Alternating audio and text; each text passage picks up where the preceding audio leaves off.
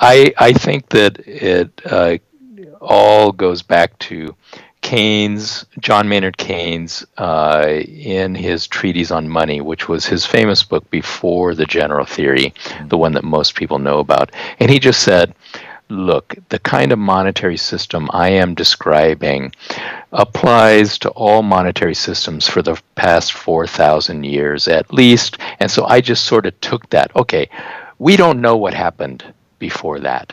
Maybe the story of Robinson Crusoe and Friday, and they were bartering fish for coconuts, and it was very inconvenient, so they decided to use seashells, and gradually over time it evolved to a gold commodity money. Maybe that applies somewhere, to some universe, to some distant time, very distant time.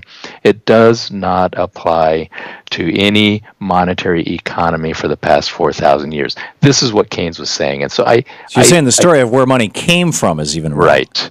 That's right. The story of where money came from really is not applicable to any monetary system that is modern in Keynes' sense the past 4,000 years.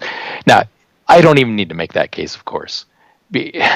I think that Keynes was completely right, and in my own books I have looked at all the evidence that we have, going back to Mesopotamia, for example, and I'll tell you what, authorities played a role all the way back. It sure looks like the monetary system was not invented by Robinson Crusoe and Friday.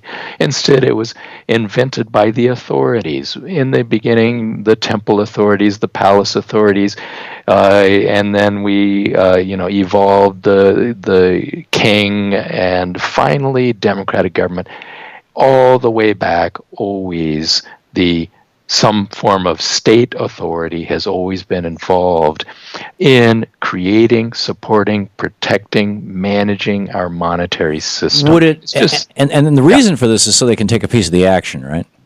Well, yes. I mean, could I give you yes. a thumbnail characterization, and you tell me if this makes sense? Sure. Whether it was a kingdom or a theocracy or a tribe or whatever it may be, the community as a whole, and whether it was small d democratic or not, the community as a whole had certain things in common. There is a commons of some sort, and that commons had to be supported by all the people who are members of the community. So they had to figure out a way that when people were interacting with each other in ways that could be called economic, that a little bit of that action could be skimmed off the top to pay for the commons. And thus was born money. Does that make sense?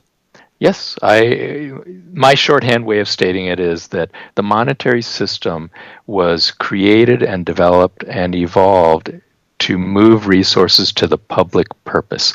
Now, it's pretty hard to say that the crown operated in the public purpose, but clearly that is what we have evolved to in democratic states. It's to serve the public purpose. Right. That, from inception, that is why we have a monetary system. Now, the monetary system also serves the private interest too, of course, and there's no reason why we have to say it must be one or it must be the other one, or that they must always be in conflict. Of course, there's a great area of overlap between the public purpose and the private purpose, and what we need the public purpose to accomplish so that the private purpose can accomplish what it wants to accomplish.